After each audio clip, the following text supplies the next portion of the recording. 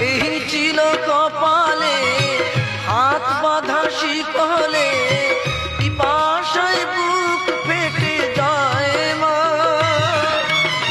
সকাল রাতে চাবুকের আঘাতে বুকে রক্ত ঝরে পড়ে মা। আমি বন্দি কারাগারে,